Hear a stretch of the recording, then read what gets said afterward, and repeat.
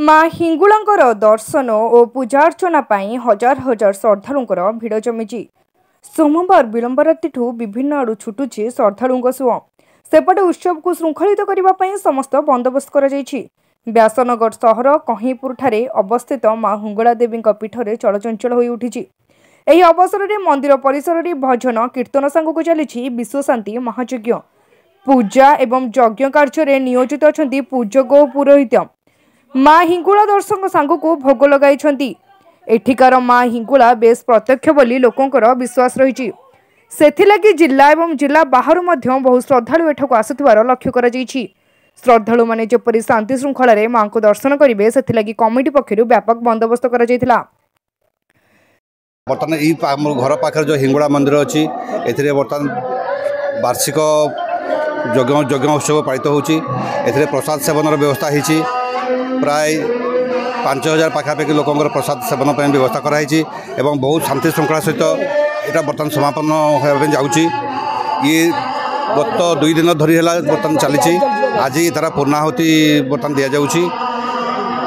आईटा गोटे भारी भल होम। एमर बहुत भक्त एकत्रित होती एवं आमर कन्हईपुर बासिंदा जी आम रोचु ये पाखे आमर कोऑपरेशन टा बढ़ी जाऊँगी। सब सांस्कृतिक कार्यक्रम बर्तमान चली। प्रसाद सेवन सांस्कृतिक कार्यक्रम कन्हईपुर बासिंदा माँ हिंगुलांकर वार्षिक कार्यक्रम विगत 3 दिन है चली आसी।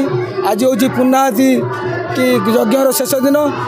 ये आमर जाओ हजार हजार लोक भक्त आमर ये एकजुट होती। कन्हईपुर अंचल चांदमार अंचल एपटे आव चोरदा एवं 9, 10, 11, 12, 14, 15 और समस्त वार्ड ये एकत्रित होती। आखपाख अंचल आमर 5000 खाद्य प्रकाश होती। संध्या 7टार आरंभ है भिड़ चली। तो आम बहुत खुशी अच्छु और वार्डवासी खुशी अच्छा। जहाँ हो ए मेला बहुत भल कि चली। माँ को मंदिर जे कि आम छुआ छुआ होलु आम पूर्वपुरुष मैंने आरंभ करते कि 1964 मसीह आरंभ होता। धीरे धीरे आगू आगू आगू जाई मंदिर पूर्णांग हो सारी। माँ हिंगुलांकर जय। आज कन्हईपुर माँ मंगलाकर वार्षिक उत्सवर शेष दिन पूर्णाहुति धन्यवाद दौचु जे आमको ये सहयोग करी आसतु।